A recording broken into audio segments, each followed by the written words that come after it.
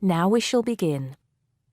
You should answer the questions as you listen because you will not hear the recording a second time. Listen carefully and answer questions 1 to 4. Smart Electricals, Mike speaking. How may I help you today? Good morning. I'm calling to complain about an item I recently purchased from your company. I'm not happy with it. Oh, I'm really sorry to hear that. I'll take you through the company's complaints procedure. I'll need to retrieve your files from our records so that we can discuss the problem properly and find a solution. I'll need to take some details from you first. Is that okay? Okay, but I don't have a lot of time. Will it take long? Not long, madam. Can I first take your name? Yes, it's Susan Yorke. Yorke. Okay. Can I have the address, please? Yes, it's Flat 1, 25 Alpine Avenue. That's ALPINE Avenue, Harchester. The postcode is HA6 5LD. Okay. Next. Could you give me your telephone number? Preferably one that we can call you on during normal working hours. Well, the home one is 01734 525 268. But you're only likely to catch me on that number in the evenings. I usually have my mobile phone with me during the day, though. It's probably best to take that number then.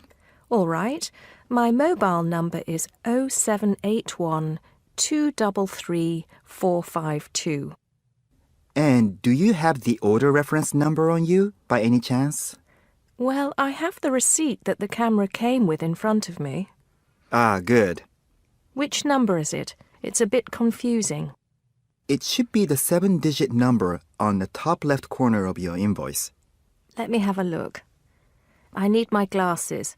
Found it. It's DMX8443. Thanks. Now, when did you purchase the item? Well, the camera was delivered last Monday, on the 1st of February. I ordered it online about 2 weeks before that, but I can't remember the exact date. If you have another look on the invoice receipt, the date should be there. Oh, yes. Here it is. January the 15th.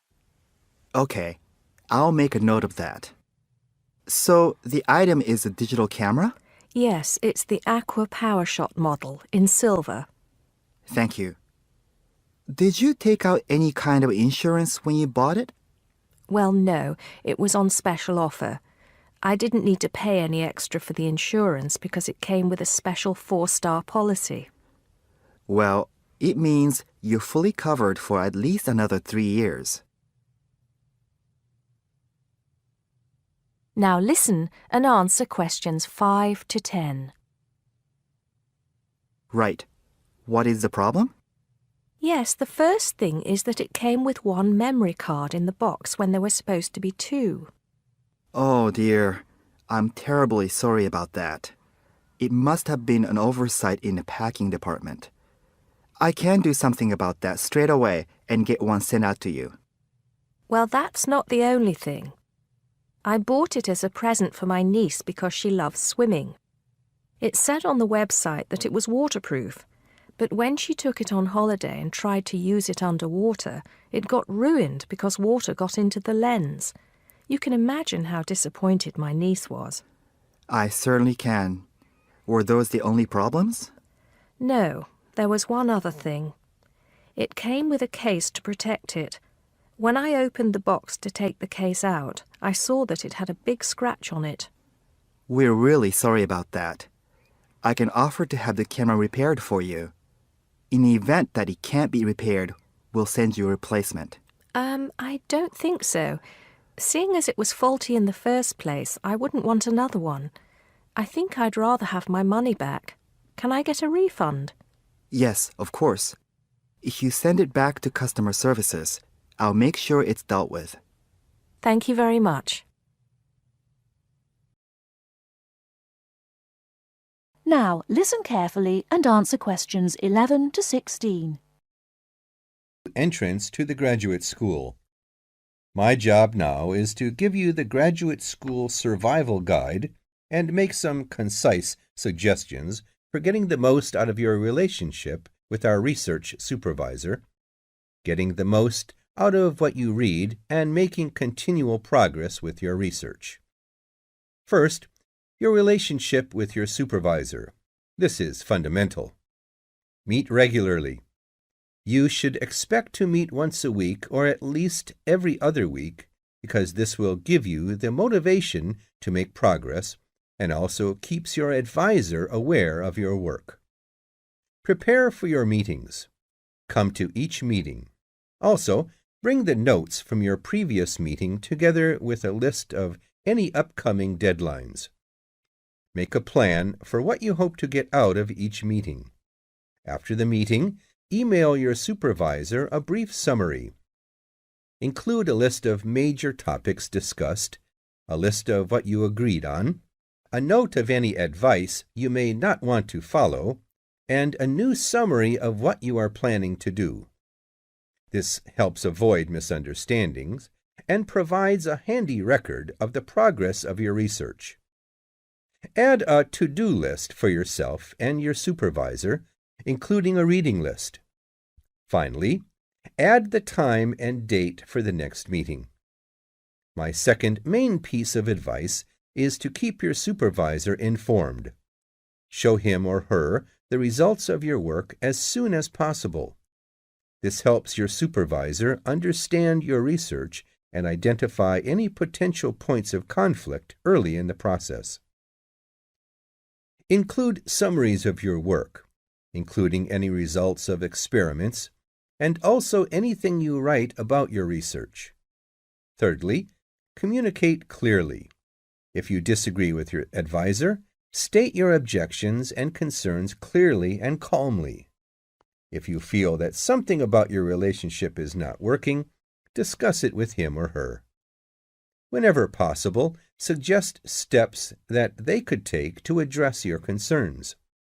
Under this heading, it is extremely important to take the initiative. You do not need to clear everything you do in your research with your advisor. He or she is busy too. You must be responsible for your own ideas and the progress of your work. Now listen and answer questions 17 to 20. The second section of my talk is about getting the most out of what you read. The first principle here is to be organized. Keep an electronic bibliography with notes and pointers to the paper files. Keep and file all the papers you have read. Point 2. Be efficient. Only read what you need to. Start by reading only the conclusion, scanning figures and tables, and looking at their references.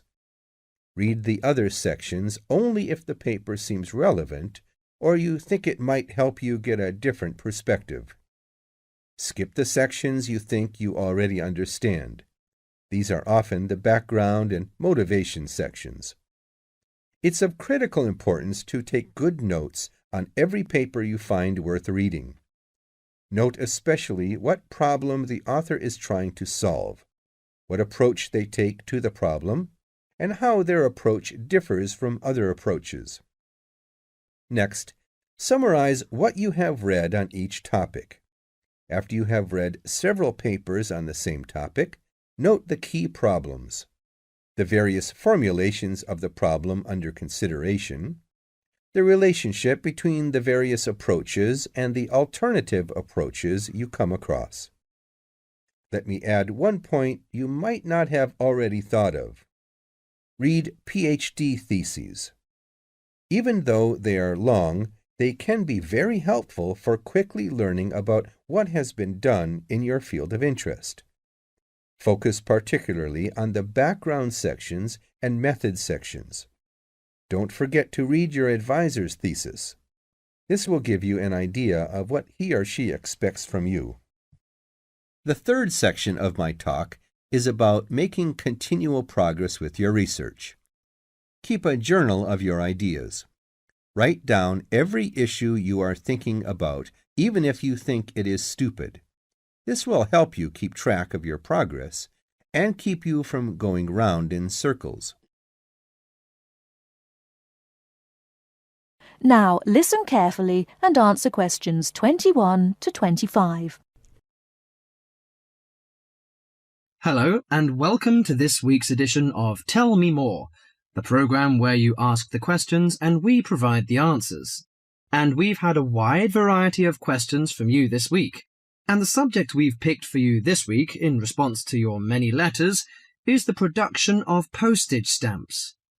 And as usual, we've been doing our homework on the subject. So, who designs the postage stamps that we stick on our letters? Well, in Australia, the design of postage is in the hands of Australia Post. In Britain, it's the Royal Mail that looks after stamps, and it seems that both countries have a similar approach to the production process. We discovered, to our surprise, that it can take up to 2 years to produce a new postage stamp. Why is that, I hear you ask? Surprisingly, it can't be all that difficult to design a stamp. In fact, it isn't, but it seems it's a lengthy business. Firstly, they have to choose the subjects, and this is done with the help of market research. Members of the general public, including families, are surveyed to find out what sorts of things they would like to see on their stamps. They are given a list of possible topics and asked to rank them. A list is then presented to the advisory committee, which meets about once a month.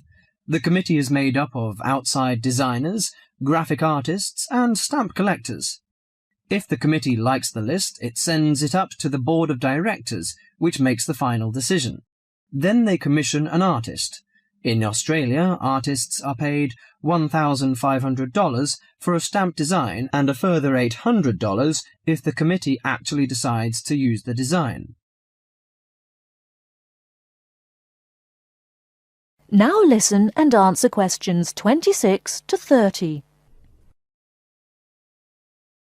So there's a possibility that a stamp might be designed, but still never actually go into circulation. So what kind of topics are acceptable? Well, the most important thing is that they must be of national interest.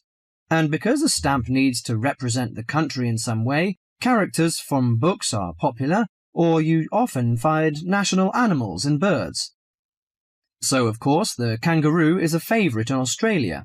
With the notable exception of members of the British royal family stamps, no living people ever appear on Australian or British stamps.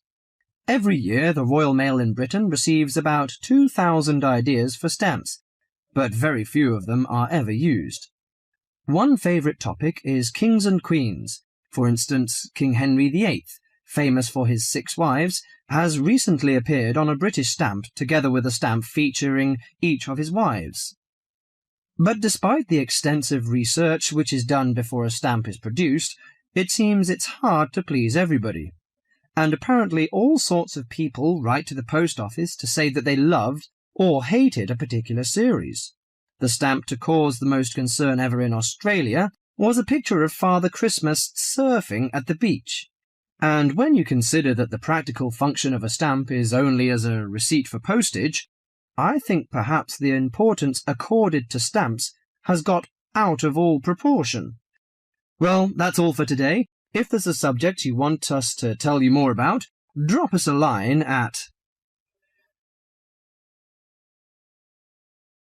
Now listen and answer questions 31 to 40. For my presentation, I'm going to summarise what I've found out about efforts to save one plant species, the juniper bush. It once flourished in Britain and throughout the world's temperate zones, but over the last few decades has declined considerably. Before I go on to explain the steps being taken to save it in England, let me start by looking at some background information and why the juniper has been so important in cultural as well as ecological terms, historically and in the present day. Firstly, I want to emphasise the fact that juniper is a very ancient plant. It has been discovered that it was actually amongst the first species of plants to establish itself in Britain in the period following the most recent Ice Age. And, as I say, it has a much valued place in British culture. It was used widely as a fuel during the Middle Ages because when burnt, the smoke given off is all but invisible, and so any illicit activities involving fire could go on without being detected. For example, cooking game hunted illegally. It also has valuable medicinal properties. Particularly during large epidemics, oils were extracted from the juniper wood and sprayed in the air to try to prevent the spread of infection in hospital wards. And these days, perhaps its most well-known use is in cuisine, cooking, where its berries are a much valued ingredient, used to flavour a variety of meat dishes and also drinks. Turning now to ecological issues, juniper bushes play an important role in supporting other living things. If juniper bushes are wiped out, this would radically affect many different insect and also fungus species. We simply cannot afford to let this species die out.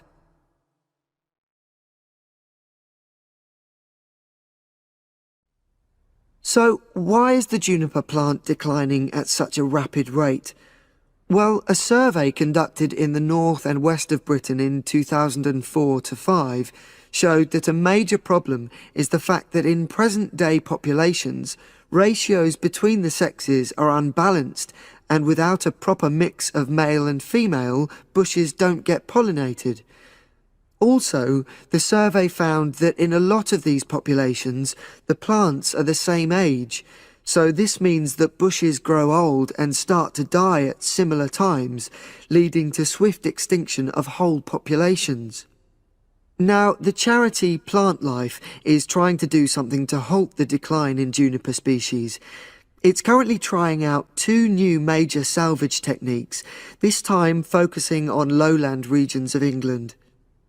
The first thing it's trying is to provide shelters for the seedlings in areas where juniper populations are fairly well established. These, of course, are designed to help protect the plants at their most vulnerable stage.